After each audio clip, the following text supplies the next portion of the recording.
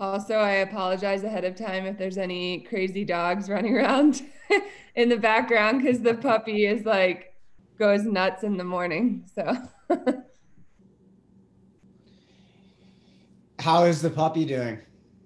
I have to ask. he's good. He just he loves to torment Ellie, so and jump on top of her and stuff. So That's so fun. I'm sure that's so great for you, yeah. trying to get your work done in the Oh morning. yeah. Mike's already fired in a question here. Yeah, again, we're going to kind of go through some nutrition stuff today with our special coaching guest, Kylee, who's a registered dietitian and works with athletes full time on all of this stuff. She's a real expert, and we're lucky to have her on the team. Cool. Yeah, sorry, I'm a little discombobulated this morning. Let's just start with like a really basic question, Kylee. This is something that an athlete asked me like a week ago, and so I was just kind of saving my answer for this because I think I'd rather have you answer this. But the question was, I'm thinking about starting to get my head around eating while running, and I don't know what to do. Where do I start when it comes to thinking about eating during my runs, races, exercise, etc.?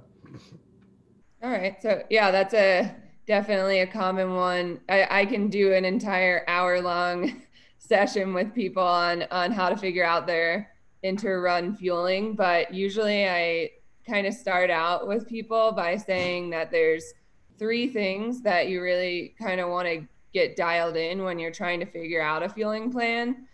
Number one is going to be the fluids per hour.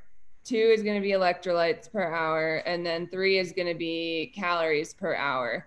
And that can be a mix of carbohydrates. And then if you're doing a longer event, you'll probably want to add in a little bit of protein later on. And so from there, usually what I say is for the fluid piece, you can either get calories from your fluids or not. And so there's hydration mixes and then there's electrolyte mixes. And so the electrolyte mixes that I guess don't have any calories or carbohydrates in them, like noon hydration or base salts. And I have some people that I work with that they can't handle the concentrated like liquid sugar. They don't like that. So they insist on doing just water with that electrolyte in there, which is fine. I always just say you have to keep in mind that you're going to have to take in more food then, or food or gels or whatever, if you're just going to go with electrolytes in your hydration mix. So once you kind of figure out which direction you want to go with that, I kind of suggest if you've never used hydration mix or electrolyte mix before to pick a couple of them. And unfortunately, some products don't make smaller portions of their product, but with the ones that do, I would suggest purchasing like little individual packs and giving those a try. And figuring out, we kind of have some guidelines on fluid intake, calorie intake, carb intake, sodium intake per hour. And I can either post that or send that out so that people know, but you really want to try to aim for a minimum of, I say 12 to 16 ounces to start out per hour of fluids. But really we would like to probably see it a little bit higher than that. It's just hard for people sometimes that haven't used fluids before. So that's the goal per hour. And then you really want to try to figure out a pattern for yourself. So it's one thing to say, oh yeah, that's the goal, but how are you actually going to get that in? And that does take some practice for some people, because taking in fluids during running doesn't necessarily come naturally. So I usually recommend either using a guide, like, sometimes the watch beeper gets really annoying, but if you can use that, on a long run, to remind yourself to take in fluids or nutrition. Sometimes that can be helpful. I've worked with a couple of people that have like preset timers on their watch, which is pretty cool. So they can like take in specific types of nutrition. They'll have that reminder on their watch. So I think figuring out that patterning is going to be really key, because if you just go by, you can't necessarily just go by thirst, especially when you're doing a long run. Your thirst response kind of can get blunted a little bit. So really starting out strong with that hydration, I would say is important. Along that note, if you are using like an electrolyte mix or hydration mix, you really want to pay attention to that sodium content of that mix. Other electrolytes are important too, but the sodium is the main focus, simply because sodium actually helps get these sugars that you're taking in through the small intestine, through the channel, the glucose channel in the small intestine. So if your sodium stores start getting low, then that can actually back up the sugars in the small intestine and cause some gastrointestinal symptoms. So that electrolyte piece is very key, and it is going to vary depending on the person. You know, you can, in general, you can like look at yourself if you have white salt crystals after you're done with a training session, or you live in a hot climate and you notice like your super salty sweater, maybe you aim for the higher end of the goal that I'm going to give you. Or you can get a sweat test done, but I don't necessarily think that's necessary for most people, unless you continue to have issues. So the goal is between 250 and 500 milligrams per hour of sodium. And a lot of the hydration mixes are formulated to be in that range. So if you're focused on that fluid intake and you have a formula that, you know, one scoop in a, 12 ounces or 16 ounces is, 350 milligrams, then you'll be pretty good. You don't have to like necessarily pay attention to anything else. Now, if you're not using a hydration mix with electrolyte, sometimes people use like the salt tabs. The only caution that I give with those is don't take too many of them, because I've worked with people that will take like 8 an hour.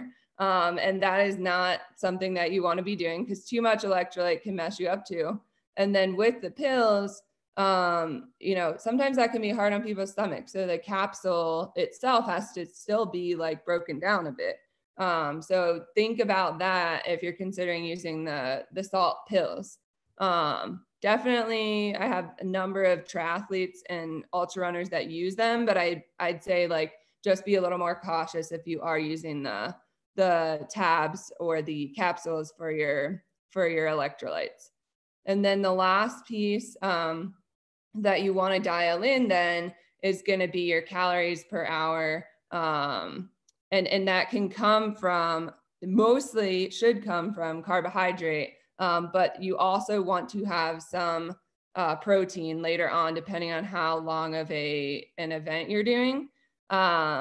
So usually what I say on that is the standard you guys may have heard is 200 to 300 calories per hour is the goal.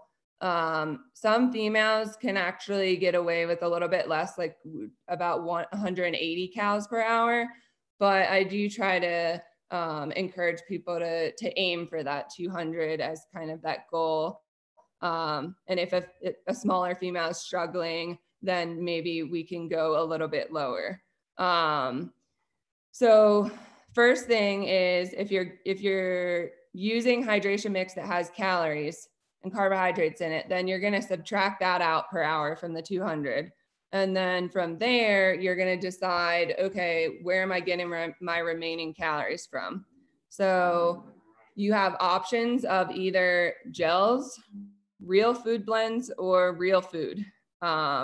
So usually I recommend, if you're going to be racing an ultra, to get yourself used to all of those things. So trying to figure out one gel option that will work for you, a food blend that will work for you, and then a couple of real food options that will work for you. And the reason being is if your stomach goes south, or you have something come up and you can't eat food, or you don't want the real food blend, or, you know, whatever the situation might be, then you're adaptable. And I think before we had also talked about utilizing like a gel that might give you a quick burst of energy versus a spring energy, which might be a more sustained energy. So there's different reasons why we would want to use maybe different nutrition products. So pick out for yourself. And it's hard to say, I have recommendations for certain people that might have GI sensitivities and things like that. But I think just picking out a couple of gels, trying them out, picking out a couple of real food blends like a Spring Energy or Muir Energy, and then picking out a couple real food options can be a really good place to start. When I'm talking real food, I'm talking, we don't want to do things that are super high in fat. We want to do things that are mostly simple carbohydrates, a little bit of protein. So good options might be like a half of a peanut butter and jelly sandwich, or fig Newtons, or boiled potatoes with salt, mashed potatoes with broth, different things like that.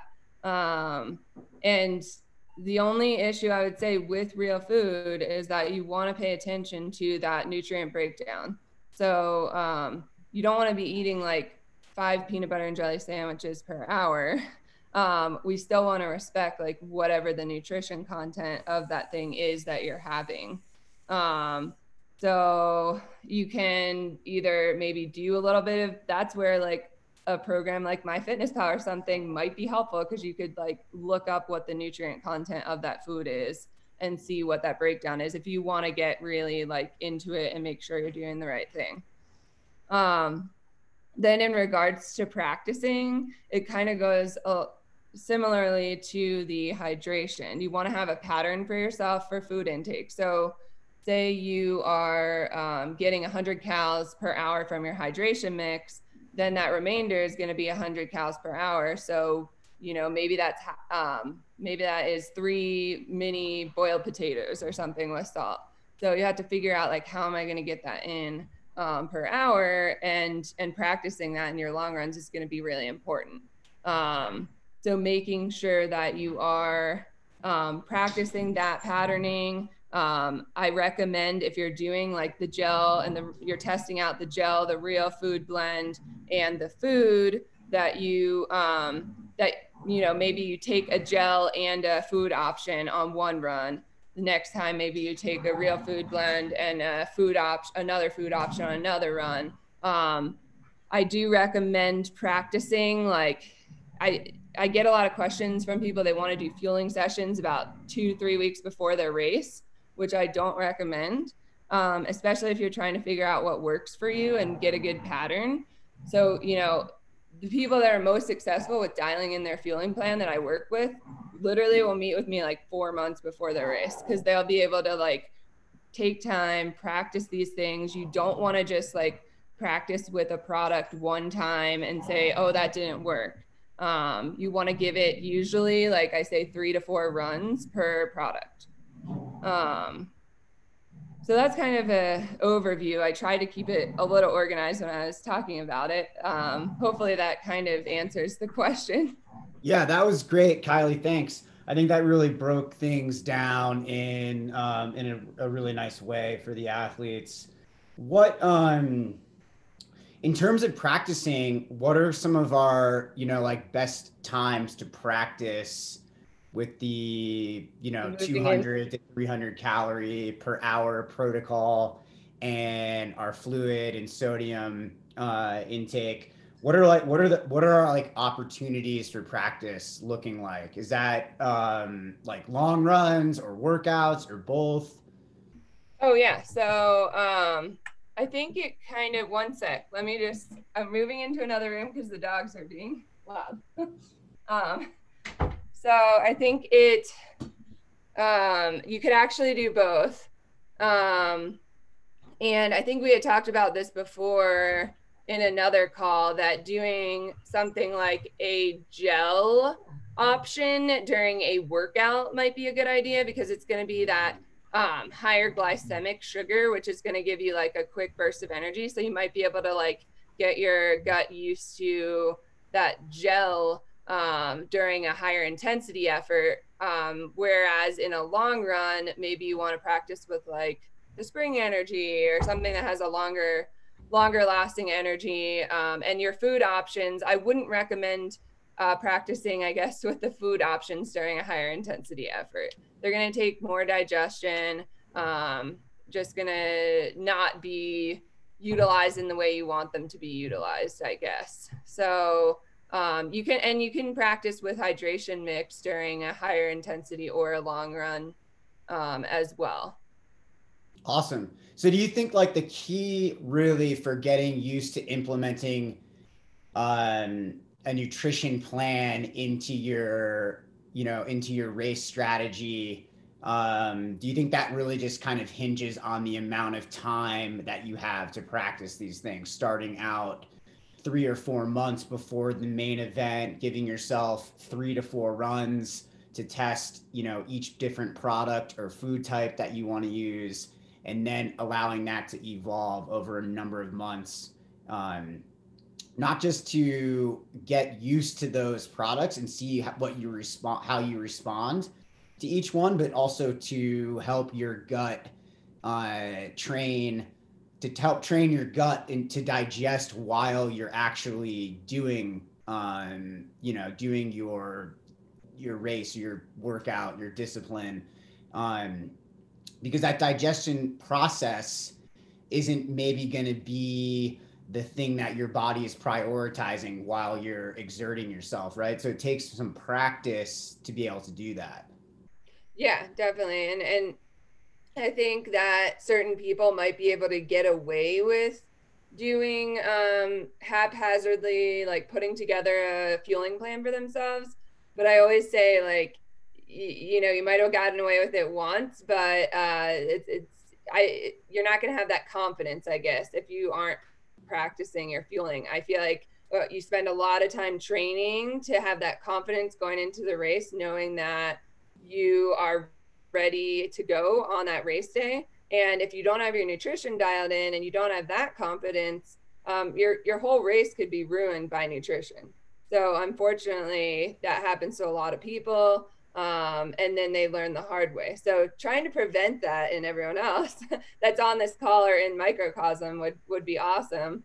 And you're right in stating that so when we're exercising, the blood is diverted away from the digestive system. So digestion isn't necessarily like the priority at that time. So that's why we want to keep things a little bit more simple as well, like nutrition product wise, because if something takes a lot more digestion, it's going to be more likely to cause those stomach issues. So keeping things simple, like I was saying, like potatoes with salt, and not doing like a fried burrito chicken thing or something, like some crazy thing. Again, you might be able to get away with that in like a long ultra. But at the same time, I think you're taking a lot of risk at doing that. So it's kind of, I usually say, leave it up to you guys. When I chat with people and they suggest like quesadillas and burritos, but that wouldn't be my top choice, if you're looking at avoiding stomach issues and performing to your best ability as well. Yeah, just give me 2 minutes on, like breaking down fats while we're out performing. Say we're running a ultra of, I would hope people aren't trying to eat a lot of fats during a 50K. But let's think about for our 50-mile plus athletes who are going to be spending maybe 12 to 24 hours or more out on a long run or in their race or an adventure. And I think this ties in a little bit to Mike's question too about, should our eating change over the course of like a long day out? I'm really curious about people who tend to say like, yeah, I want the burrito or the quesadilla, because to me, those foods are too complex to digest during heavy exercise with a lot of environmental stress. The body is going to really struggle to break down those foods. Um, I'm curious what your thoughts are on that, specifically like breaking down fats that you're taking in, not fat stores that your body already has during a long event, and then maybe how do things change over the course of 24 hours or 12 hours out? Do we want to change our eating habits? Yeah, and so you're when you're running at a typically for a longer race, you're probably going to start out at a little bit quicker pace. Hopefully not going out too hard, but then your pace may slow or probably will slow later on. And typically our body is burning is typically utilizing using carbohydrates at higher intensity exercise versus is able to break down fats maybe a little bit better at lower intensity exercise. But at the same time, when exercising again, fats and protein are a lot harder for the body to digest in general. It doesn't matter if you're like running or not. It just takes longer for them to break down, and can be a lot more difficult to break down just in everyday daily life. It just takes a longer period of time. So yes, you can add in and have a little bit of fat, a little bit of protein later on, and I do recommend that. Um, but I wouldn't necessarily recommend doing like, 20 grams of fat every time you're eating something, because even in everyday life, I don't necessarily think that that's going to be the best fueling strategy for yourself. So normally what I recommend is starting out with more of a for the first couple hours doing more carbohydrate rich things. So what some athletes will do is they'll just start with like hydration mix, and then wait like an hour before, because they've had like a pre-race meal or pre-run meal or something. Wait an hour, then they'll start adding in the actual food sources, and usually starting with maybe the more simple carbohydrates. So you could do like the food blends, the gels, or like potatoes or something. And then as the race progresses, past that 3 hour mark is when I start saying like, yeah, maybe you want to add in more like savory options, a little bit of protein. So like if you're doing PB&J, then might be a good time to add in the PB&J. That has a little bit of fat as well because it's going to have that peanut butter in the sandwich. And I think that it is important. Again, it goes back to when you're building your fueling plan, I think it's important to kind of have that mix of things to be able to handle, because at a certain point, like your body can experience something called sweet fatigue. And so if you continue to just eat sweet things or hydrate with a really sweet mix, it can really reject it, or you can become nauseous. And so having another option that's more like savory for yourself can be a good option like later on in the event. So I don't know if that directly, does that kind of answer what you were saying, asking? Yeah, no, I think that sounded like, we want to start off these events by fueling primarily with carbohydrates as the event unfolds. And I think we're really speaking about longer ultras.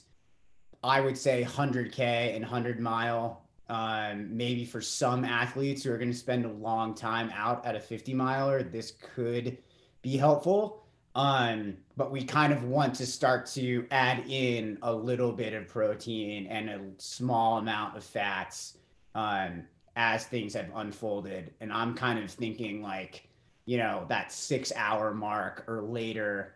I think that that's up to experience. And that's when the athlete, has to have done other races and have had experience to know what works and doesn't for them. If you go into this stuff blind without having tried it, you're basically taking a stab in the dark. It's a guess, and you don't know how your body's going to react.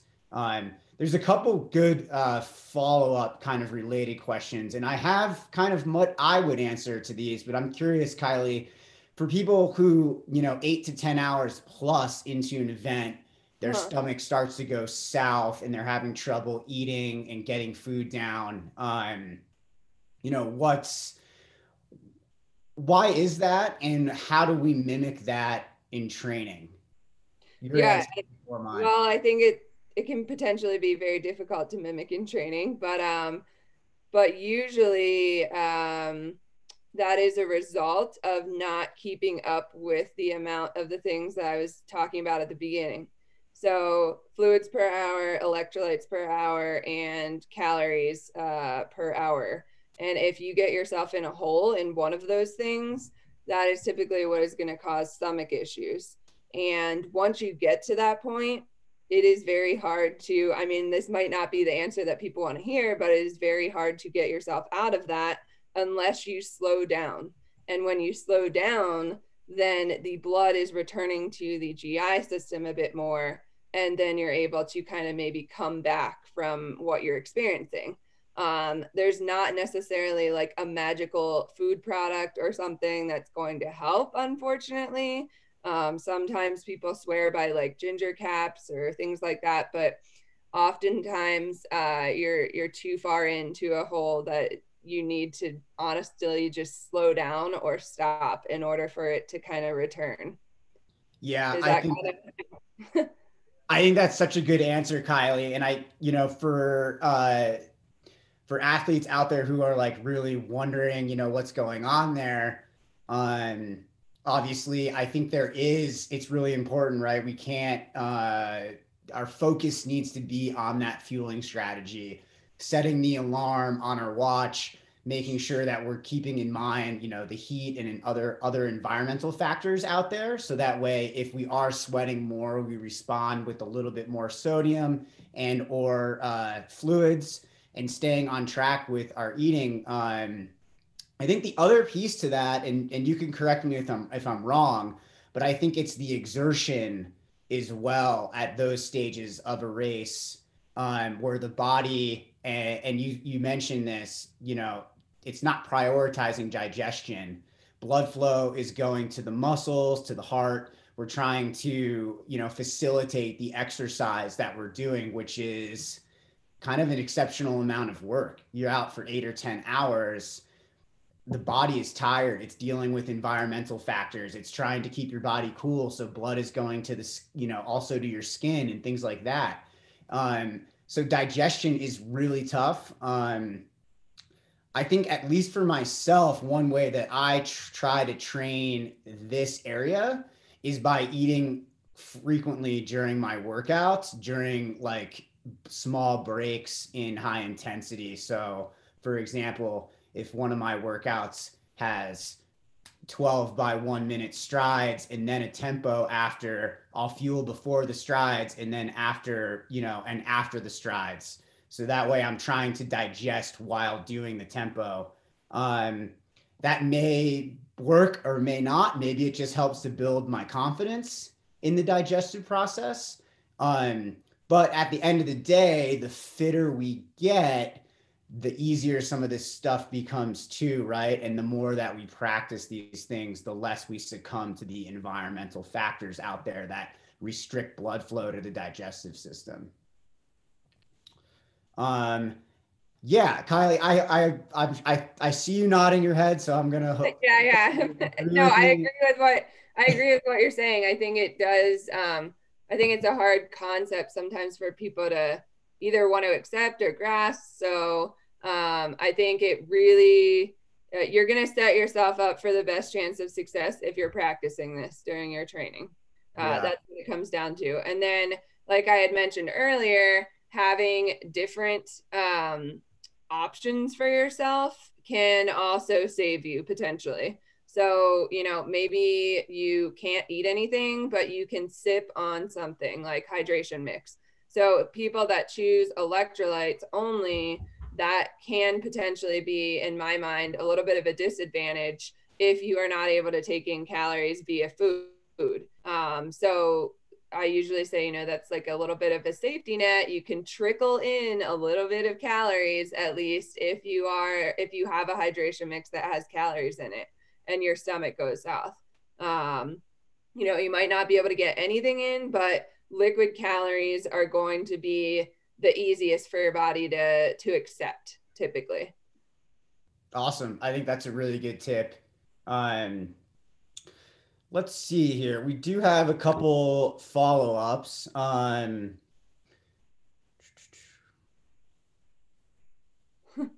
lot of follow-ups. This Yeah, could take we could take Jason an is entire all over this today. This is entire multiple calls to answer all of these. all right. Real quick, Jason had a follow-up about eating the same food consistently for several weeks before your race. Have you heard of this working with athletes you've worked with? I've heard of other athletes doing this. I personally don't think it's successful because it's not a long enough window.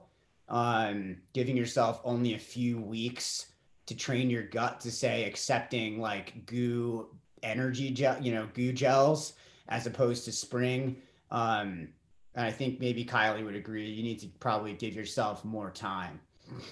Yeah, and I think it's the right concept, but I think it would take more than like 2 weeks or something, you know, to have that adaptation occur. But yeah, that is the concept that we're kind of chatting about in the call. And I think the important thing too, I didn't mention this at the end of like how to build your fueling plan, but once you figure out the things that are working for you, then you want to take, this is why it's like a process, because once you figure that out, then you want to actually practice with those products that you really liked and really felt worked well for you for, I say, at least a month, if not more.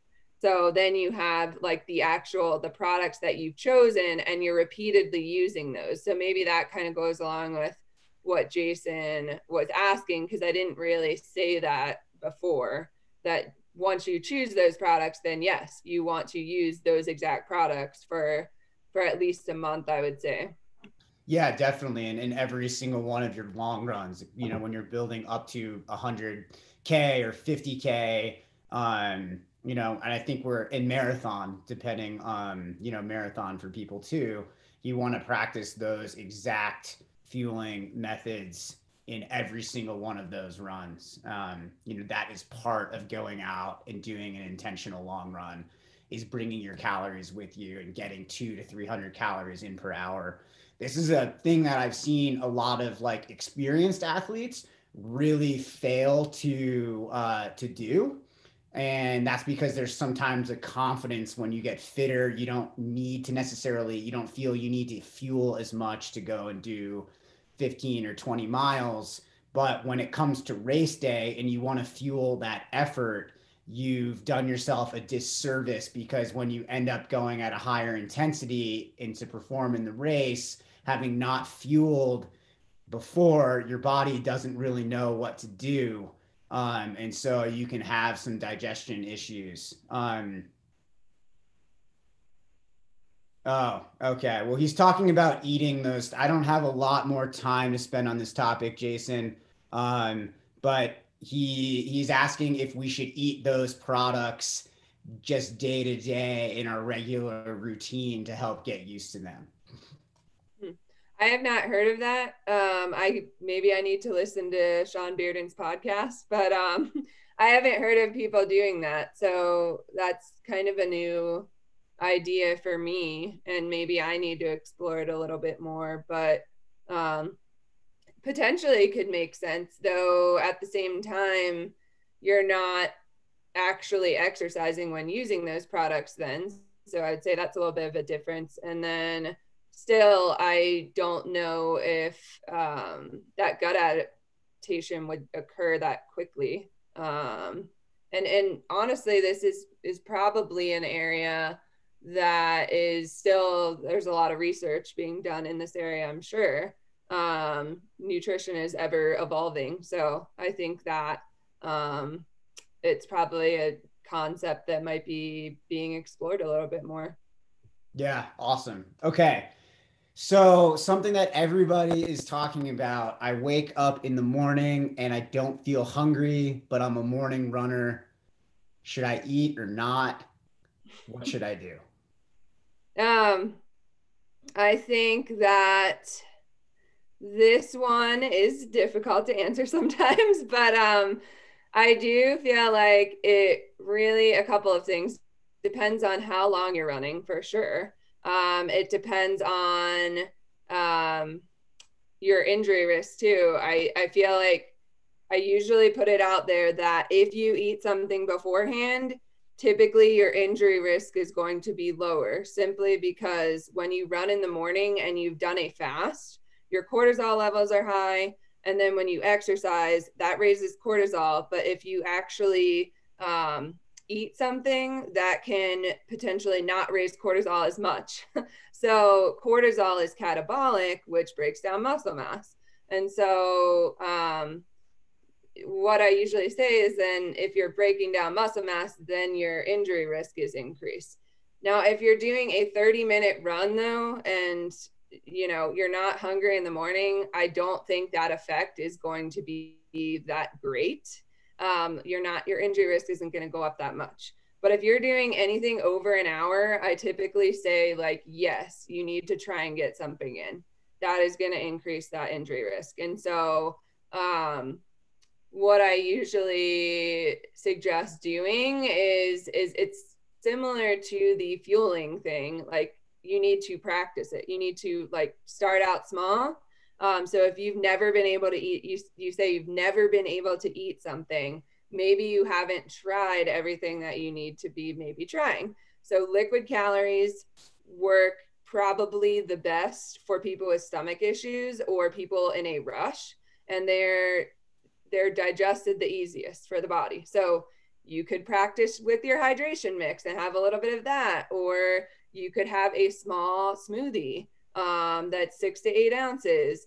I'm talking, 2 to 4 to 500 calories here. It's not like you're eating a huge meal beforehand.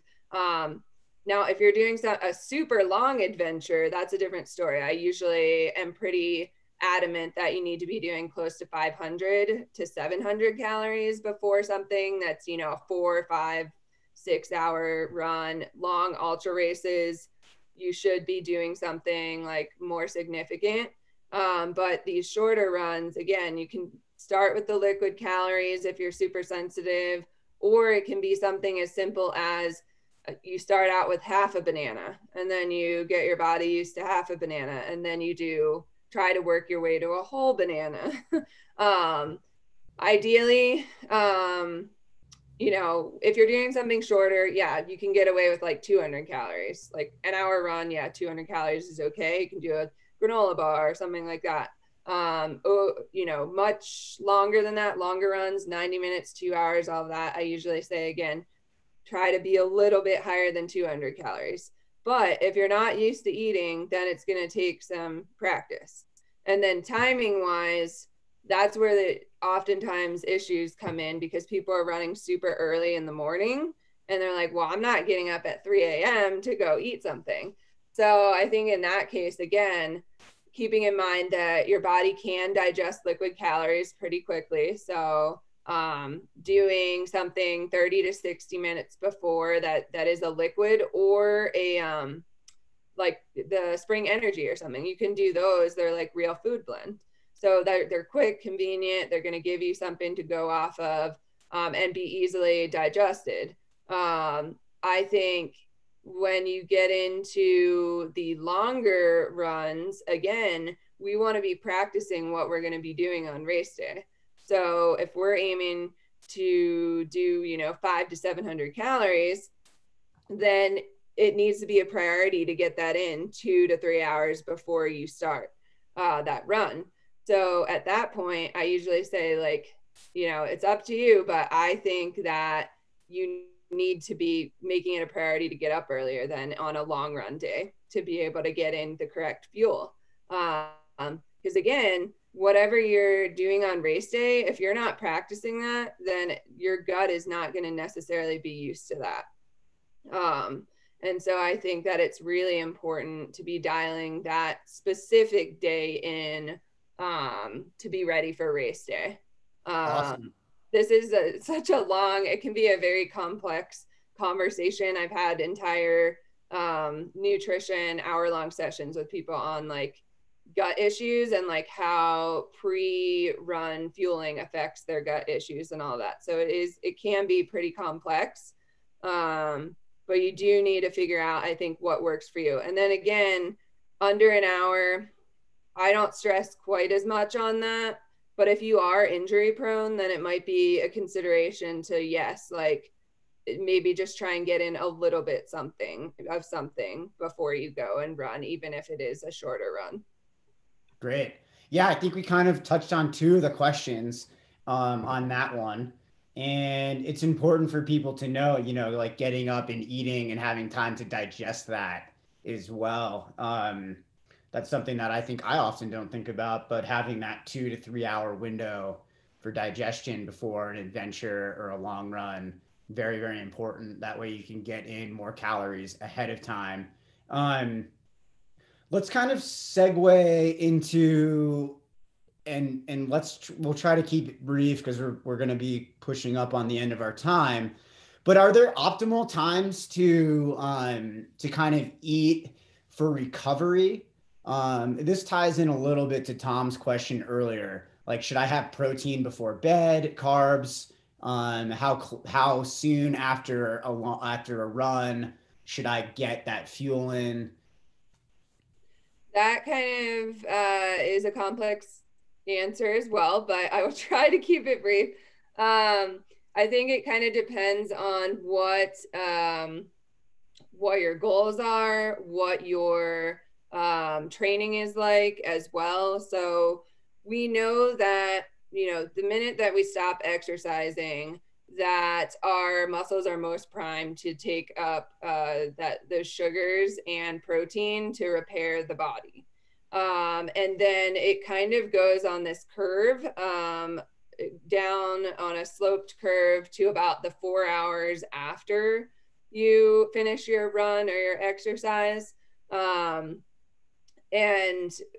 on days where I would say if you are doing a second run, so you're doing double runs, or you are doing a double weekend, like so you're doing like a long run and then a medium long run, those types of days, I usually tell people, yes, like you want to prioritize like getting that fuel in afterwards as close to the end of your run as possible, because it's going to help maximize that recovery.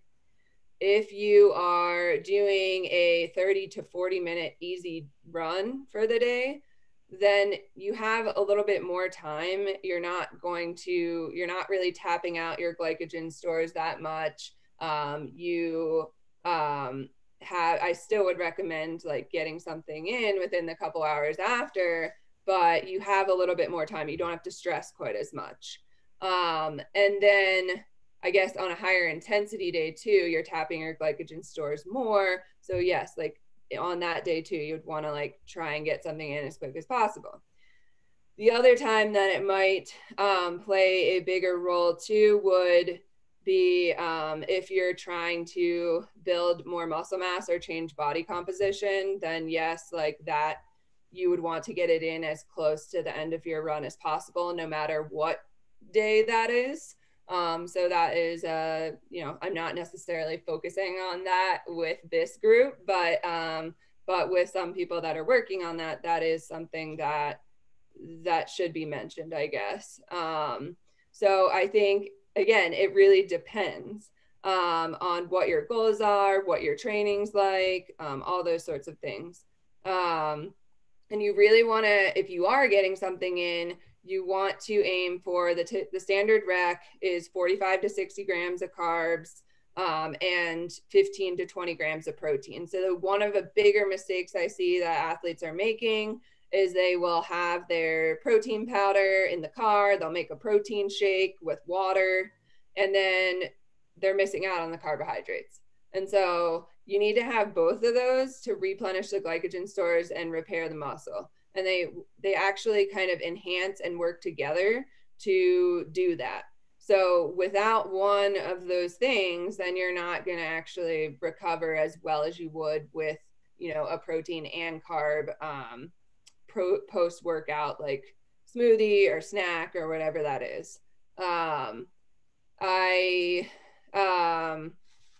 Does that answer? Oh, the other thing I was going to mention is if you have that snack, you still want to have a meal within another 3 hours after doing that snack. So sometimes athletes will say, well, I'll just like have that snack and then I'll skip my next meal, or, you know, they're like less is more type thing. That's not what you want to do to maximize recovery as well. So you want to make sure you're getting in that snack. And then you're also getting in an actual meal within like another 3 hours after. I've heard that, you know, if your protein synthesis can be higher during nighttime hours, should athletes be maybe taking in 20 grams of protein 30 minutes before bed in order to help optimize that recovery, or is that a myth? I forgot. This is like, so that's why I'm like, I could talk all day on this stuff. So that is kind of a different thing, but yes, there is some research that does suggest that doing a high protein, little bit lower carb snack 30 to 60 minutes before bedtime can help improve recovery. A couple of the studies have shown improvement in recovery by up to 20%. So it can be pretty significant. And I think the main thing that I tell runners that I'm working with is that it can also be a good way to just like get a little bit more in at the end of the day, especially on like workout and long run days or double days. Guidelines for that snack, usually I say less than 30 grams of carbs and then 10 to 15 grams of protein. Reason being on the carbs, why we want to necessarily like limit those a little bit, is because too high of carbohydrate before bedtime, that close to bed, can interrupt sleep patterns. Whereas if you kind of keep it at a lower level and you're doing a little bit of protein, that can actually enhance sleep. So it does not only help with sleep, it can also help with recovery. And then with athletes that wake up in the morning hungry, that can be a really good strategy for those people as well, to kind of implement that as part of their like eating pattern. Yes, I would say that that is something that I do recommend to a lot of athletes that I work with. Awesome. Yeah, thanks, Kylie. I think we really hit some of the big questions today. Kristen popped in with the last minute, 2 minutes on this, Kylie, if you can. For athletes with celiac disease or any other severe food allergies, do you have any tips? In regards to supplements or Tips, supplements, eating habits. woo, that's gonna be like an entire like 2 minutes. You hour only long. get 2 minutes. I Like know. I'm like, I'm trying to think on the fly here because I wasn't prepared for this one. I would say, so if you think about celiac, any kind of IBS or IBD, a lot of them have an inflammatory component. So focusing on balancing out inflammation through diet would be one of the top suggestions that I have. And if you're looking at supplementation, I'm not always the biggest fan of like, I don't recommend 20 different supplements for people, but the fish oil or omega-3, if you don't do fish products, you can do an omega-3 like algal oil supplement to get in extra EPA and DHA, which can help balance out inflammation a little bit if you're struggling to get in enough omega-3s. So that one would be a top priority. And then making sure that you are getting in a variety of fruits and veggies for that antioxidant content.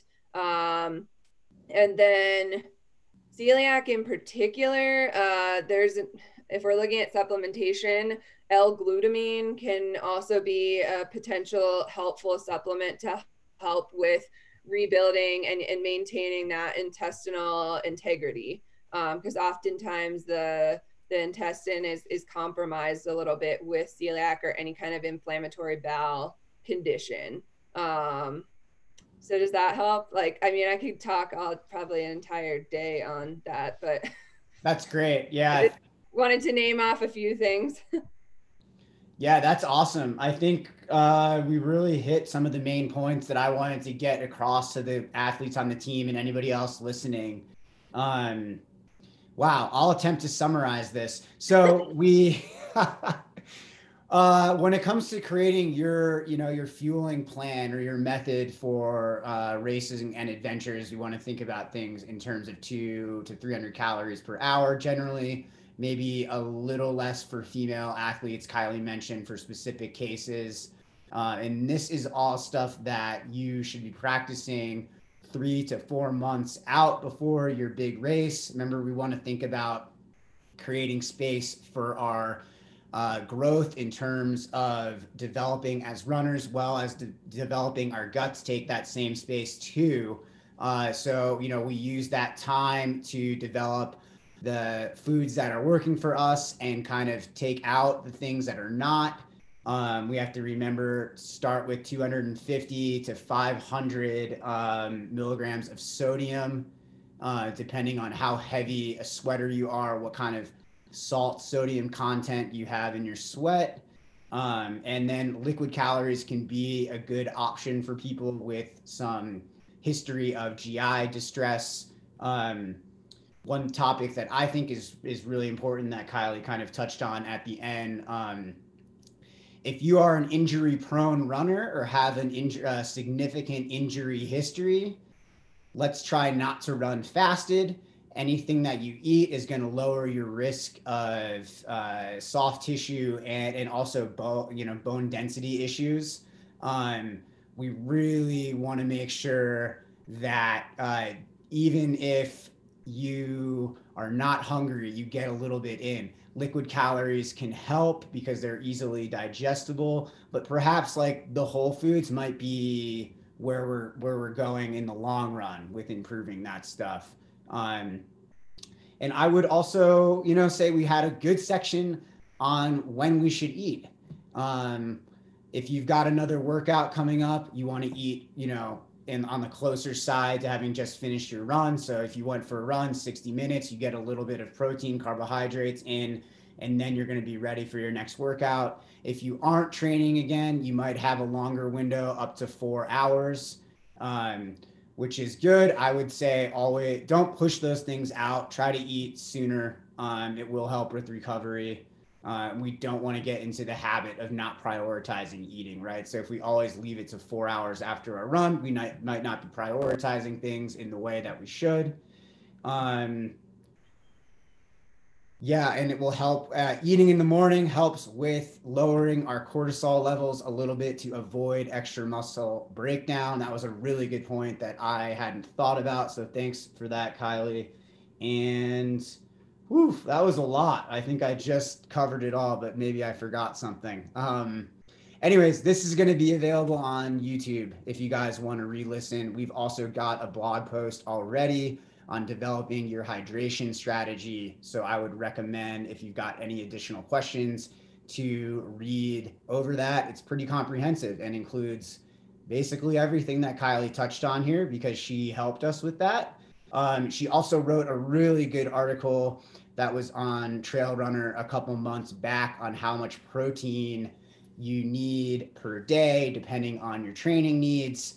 I would recommend that everybody read that too, because something that as athletes, we often maybe forget to count those grams when it comes to getting in enough protein. That's something that's hugely important that I'm working on. Zoe works on all the time.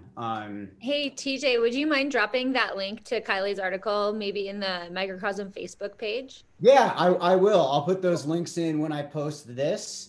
And yeah, big thanks, Kylee, for contributing your time today. I appreciate it. You did such a great job.